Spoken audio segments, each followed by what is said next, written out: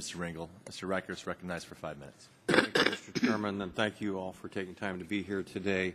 I'm from Washington State, so I visit with my farmers, apple growers, cherries, getting into the wine, a little bit of what I think we're second from California now with the amount of wine we produce out of Washington State.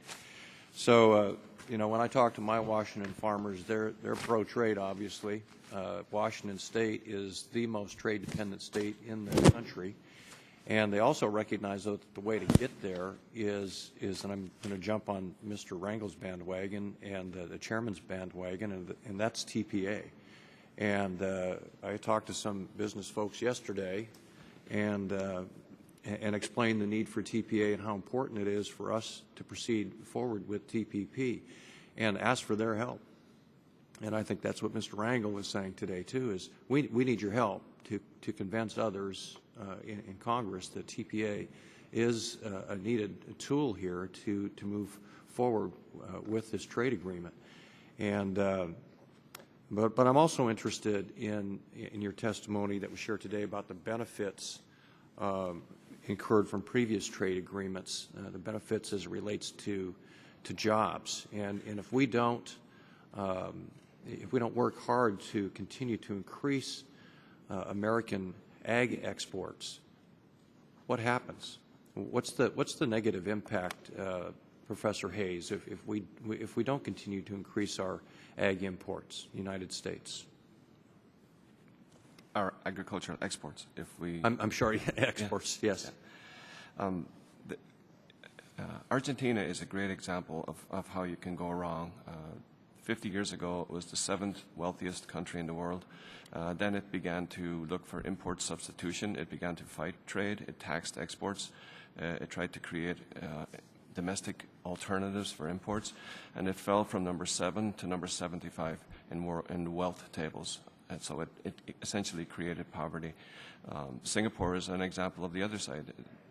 Average person in Singapore makes 20% more than the average American, and it's a complete free trade country. They even import their water. They have no resources, and they're a very wealthy country based on the principle of free trade.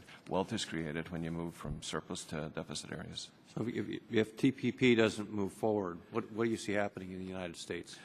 A stagnation, but more importantly, other countries are concurrently negotiating free trade agreements. Europe has a negotiation with Japan. Canada, outside of TPP, has a negotiation with Japan.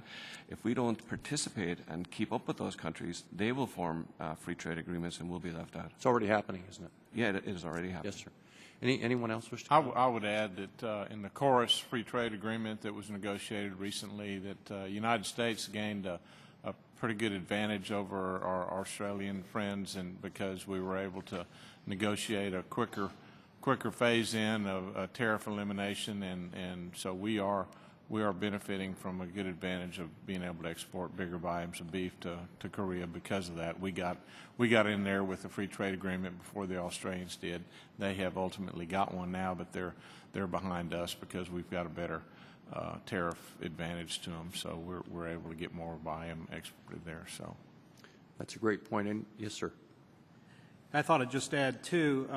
We were about two subjects to address your questions. First, in terms of jobs, when there's $1 billion worth of exports generated out of the manufacturing sector, it generates about 5,500 jobs in the U.S.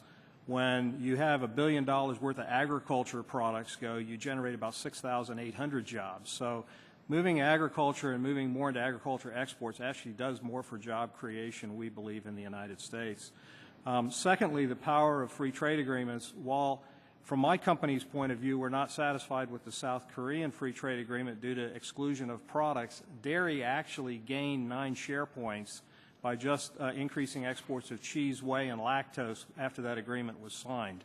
And that's share of imported products. So it actually has a real benefit once you get these free trade agreements, and expanding exports in agriculture products also generates more jobs.